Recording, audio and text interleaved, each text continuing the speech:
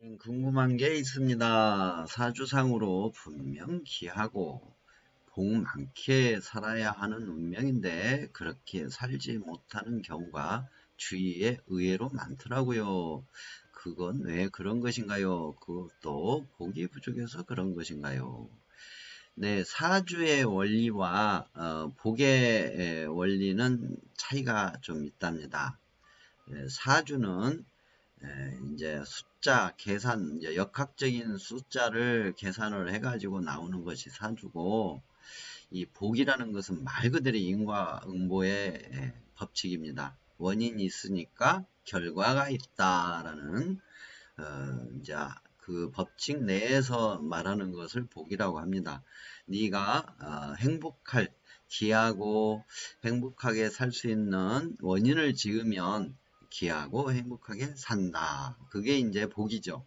근데 사주는 태어난 날짜, 그 다음에 태어난 달, 태어난 해, 태어난 달, 태어난 날짜, 태어난 시간을 예, 시간을 계산을 해가지고 별자리라든가 달의 주기라든가 해의 주기 그런 우주적인 그런 주기를 통해서 이제 어떤 한 개인의 운명을 점치는 것을 사주라고 하지요.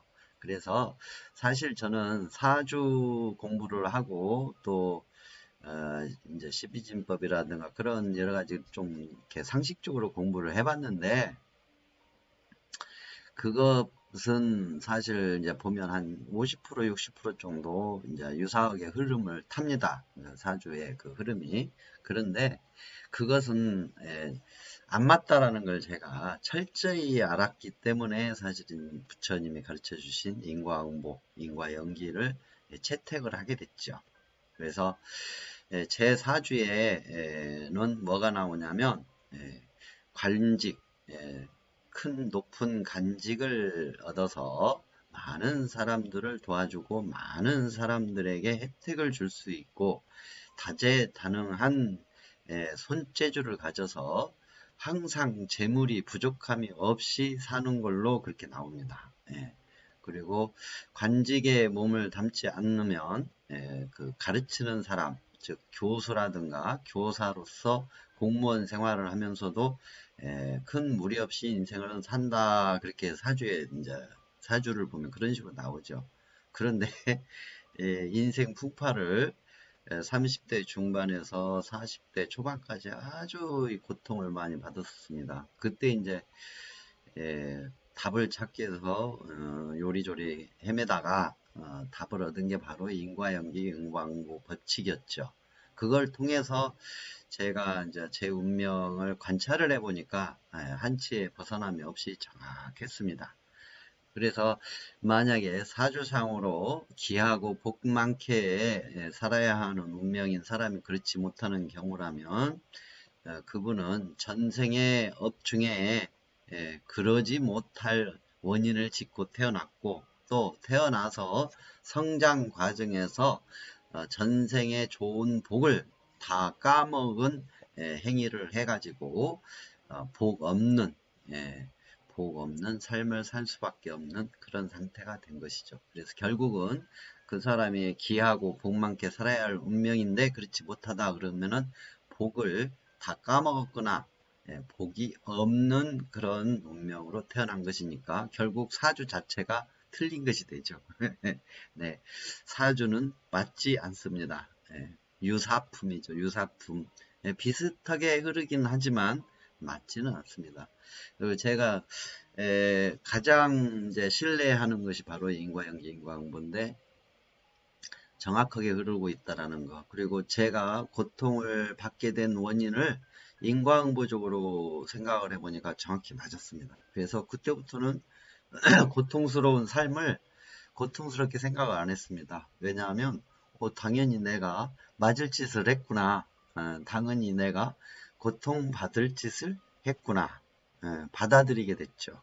그래서 그때부터는 원망하는 마음, 그리고 방황해가지고 헤매이는 번뇌, 헤매는 번뇌로서 헤매죠. 이제 갈등을 겪죠.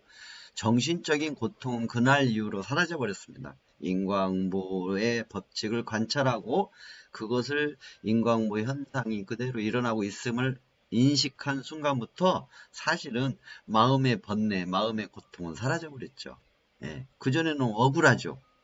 분통 터지죠. 내가 왜 이렇게 살아야 돼? 나는 열심히 살았는데, 나는 최선을 다했는데, 예, 그 주변의 상황, 주변의 여건 모든 것들을 원망하죠. 원망. 그리고 또 원망할 뿐만 아니라 그 현재의 내 고통에 대해서 받아들이기가 싫으니까 벗어나고 싶은데 벗어날 길도 없으니까 더 이제 그 헤매이게 됩니다. 그래서 정신적인 고통이 더 심하죠. 스트레스도 심하고 그것이 나중에는 육체적인 고통으로까지 질병으로까지 넘어가게 되죠. 예. 그런데 그 인과응보를 관찰하고 인과응보를 통찰해서 받아들이고 인식한 순간부터 정신적인 스트레스는 싹 사라져 버렸죠. 내가 맞을 짓을 했으니까 맞는 것이 당연하고 내가 고통받을 짓을 했으니까 고통받는 게 당연한 거니까. 그래서 고통받는 현실, 고통받는 어떤 바깥 경계의 상황, 고통받는 내 삶은 변함이 없었지만 내 마음의 고통은 완전히 사라져 버렸죠. 예, 그러면서 이제 답을 찾지 않습니까?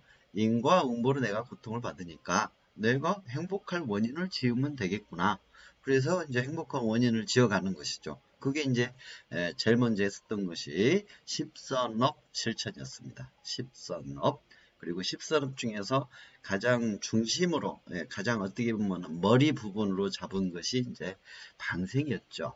근데 방생 중에서도 특히 방생에서도 제가 이따금씩 말씀드리는 것처럼 식물, 나무까지 다 포함을 했습니다. 예.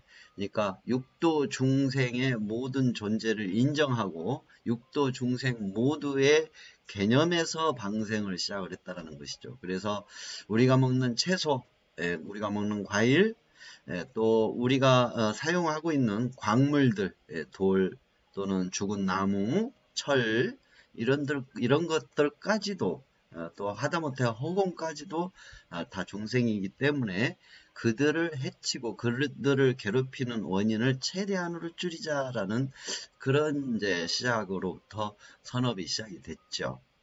그렇기 때문에 내 삶의 현실적인 삶 속의 현실적인 삶 속에서의 고통도 점차 개선이 되고 내 마음이야 이미 인과응보를 관찰하고 통찰해서 인식이 된 순간부터는 뭐 고통이 없어져 버렸죠.